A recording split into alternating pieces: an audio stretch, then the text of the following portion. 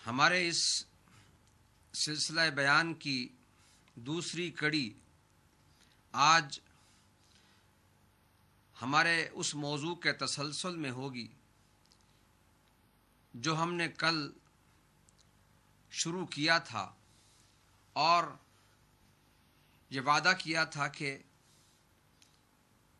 عددی اکثریت کے حوالے سے کچھ باتیں آج بیان کی جائیں گی، اور ہمارے سابق محترم پروفیسر ڈاکٹر محمد طاہر القادری صاحب نے اپنے بیانات میں جس طرح سے استدلال فرمایا ہے اس کا ہم مدلل جواب دیں گے، اور ان کی طرف سے جن دلائل کو ذکر کیا گیا ہے ان کے کمزور، ضعیف اور بے بنیاد ہونے کو ثابت کریں گے، اور اسی سلسلے کی پہلی کڑی میں ہم نے یہ بیان کیا کہ عددی اکثریت کو انہوں نے معیار حق قرار دیا تھا، جو کہ خلاف قرآن مجید ہے۔ قرآن مجید کی صریح آیات جن میں سے بعض ہم نے کل پیش کی تھیں، ان کی روشنی میں یہ بات واضح ہو جاتی ہے کہ عددی اکثریت معیار حق نہیں ہے، اور ہمارے سابق محترم کو یہ مغالطہ ہوا ہے کہ عددی اکثریت حق کا معیار ہوا کرتی ہے۔ یعنی اس کا مطلب یہ ہے، وہ یہ کہنا چاہتے ہیں کہ جہاں اکثریت ہو تعداد کے لحاظ سے، افراد کے لحاظ سے، گنتی کے لحاظ سے، اس گروہ کو حق سمجھا جائے گا، خواہ وہ کچھ بھی ہوں، کوئی بھی ہوں۔ یہ ان کا ایک معیار ہے۔ اصل میں ان کے مذہب کی بنیاد بھی یہی ہے کہ وہ ظاہری تعداد کی اکثریت کو معیار حق سمجھتے ہیں، اور اسی بنیاد پر انہوں نے اپنے پورے نظام خلافت جو ان کے ہاں ہے اس کو انہوں نے قائم کیا ہوا ہے، جو کہ صریح آیات الہیہ، آیات قرآنیہ کے خلاف ہے۔ ظاہر ہے کہ جب کسی عقیدے کی بنیاد ہی اس کمزور استدلال پر قائم ہو، جس کا اصول ہی یہ ہو، اس کے فروع کیا ہوں گے؟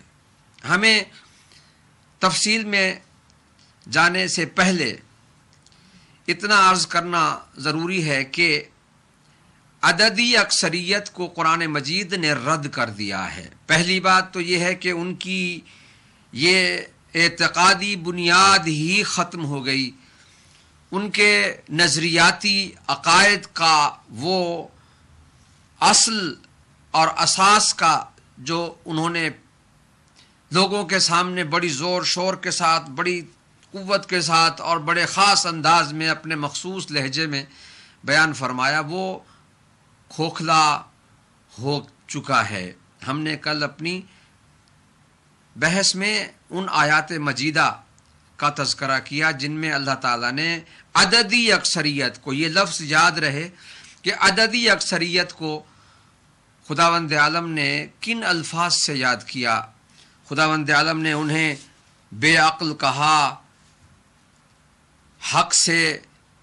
حق کو ناپسند کرنے والے کہا، جاہل کہا، کافر کہا، جھوٹے کہا، فاسق کہا، ناشکرے کہا، مشرک کہا، گمراہ کہا،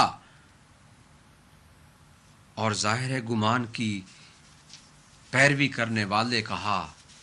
اور اس کے علاوہ متعدد آیات ایسی ہیں قرآن مجید میں کہ میں ان میں سے ہر ایک کو یہاں بیان کرنا وقت کا ضیاع سمجھتا ہوں۔ لوگ چاہیں تو خود اپنا اس مقدس کلام کی طرف رجوع کر لیں تو انہیں معلوم ہو جائے گا کہ عددی اکثریت کو اللہ کے نزدیک کیا حیثیت دی گئی ہے، عددی اکثریت کا معیار خدا کے نزدیک کیا ہے۔ خدا نے اسے عددی اکثریت، دیکھیے جہاں پر بھی ہم یہ کہتے ہیں ائمہ اہل بیت علیہم السلام کی تعلیمات کی روشنی میں ہمیں یہ بتایا گیا ہے کہ کثرت یا اکثریت وہی حق پر ہوتی ہے جو مومن ہو. اب اس میں اگر وہ مومن قلت میں بھی ہوں تب بھی معیار تعداد نہیں بلکہ معیار ایمان اور عقیدہ کی درستگی ہے. اگر عقیدہ درست ہے، ایمان درست ہے، نظریہ درست ہے تو وہ کم بھی ہوں تب بھی حق پر ہوتے ہیں، اور جو نظریاتی طور پر غلط ہوں وہ کم بھی ہوں تب بھی غلط ہیں، زیادہ ہوں تب بھی غلط ہیں، چونکہ ان کے عقیدے کی بنیاد غلطی پر قائم ہے. اب میں اس موضوع کو صرف تھوڑا سا چند مطالب کے ذکر کے بعد چھوڑ دوں گا اور پھر دوسری اس حدیث کی طرف آؤں گا جسے انہوں نے بطور دلیل پیش کیا، اور اس پر اتنا زور دیا کہ شاید میرے خیال میں کسی بھی آیت کو بھی انہوں نے اتنا معیار نہیں بنایا جتنا اس حدیث کو بنایا، جس کے متعلق میں ابھی عرض کرتا ہوں.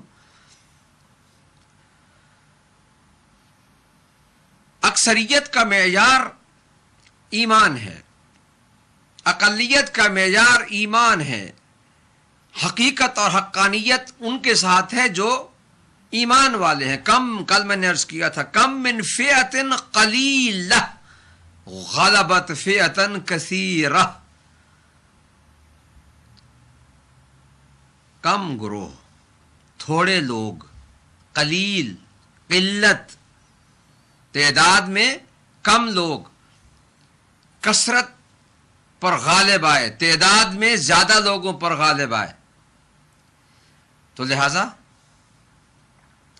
خداوند عالم نے قرآن مجید میں کئی مرتبہ قلت کو بڑی اہمیت کے ساتھ بیان کیا ہے کہ بہت میرے قلیل بندے ہیں جو شکر گزار ہیں، میرے قلیل بندے ہیں جو مومن ہیں. تو یہاں پر اکثرہم کافرون، اس کے مقابلے میں جب ہم اکثریت کے مقابلے میں کثرت یا قلت کو دیکھیں گے تو اس وقت یقیناً جب اکثر کافر ہیں تو ان کے مقابلے میں عقل کیا کہتی ہے؟ عقل یہ کہتی ہے کہ اکثریت کافر ہے، اکثریت مشرک ہے، اکثریت منافق ہے، اکثریت جاہل ہے، تو جو اس کے مقابل ہوگا وہ بھی اس کا نقطہ مقابل ہوگا. یعنی جاہل ہے، اکثریت جاہل ہے، اقلیت عالم ہے. اکثریت فاسق ہے، اکثریت فاسق ہے، اقلیت عادل ہے. اسی طرح سے آپ ہر آیت کے تقابل میں اس کے نقطہ مقابل کو جب لائیں گے تو آپ کو نتیجہ اخذ کرنا آسان ہو جائے گا. لہذا یہ ثابت ہوا کہ عددی اکثریت معیار حق نہیں ہو سکتی کسی بھی صورت میں. قرآن مجید کے مستند اور واضح بیان کے بعد اب کسی حدیث کا سہارا لینا اس لیے بھی ضروری نہیں رہتا کہ قرآن پہلے ہے، اور پیغمبر کی حدیث کبھی قرآن کے مخالف ہو ہی نہیں سکتی ہے. حدیث کو اتنی ہی ہم اہمیت دیتے ہیں، زیادہ نہیں دیتے، اتنی ہی دیتے ہیں کہ اتنی وہ قرآن کے مطابق ہو. اگر نہ ہو تو اس کا مطلب یہ ہے کہ وہ حدیث رسول نہیں ہے. راوی کوئی بھی ہو، ہمیں اس سے غرض نہیں ہے، لیکن حدیث نبوی وہی ہو سکتی ہے اور وہی ہے کہ جو قرآن کے مطابق ہو، قرآن کی تفسیر کرے، قرآن کی وضاحت کرے، قرآن مجید کو ہمارے سامنے قرآن مجید کے معانی و مفاہیم کو کھل کر بتائے. اگر ایسا نہ ہو تو پھر اس حدیث کو ہم حدیث رسول ہی نہیں مانتے ہیں، بلکہ کسی راوی کی من گھڑت بات تو کہہ سکتے ہیں، حدیث رسول نہیں کہہ سکتے. حدیث رسول صرف وہی ہو سکتی ہے کہ جو خود قرآن مجید کے عین مطابق ہو. کیوں؟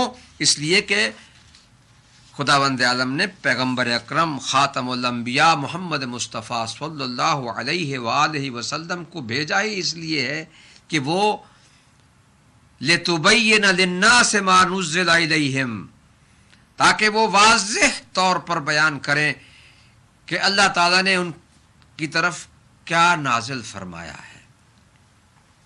بنابراین یہ کہنا کہ عددی اکثریت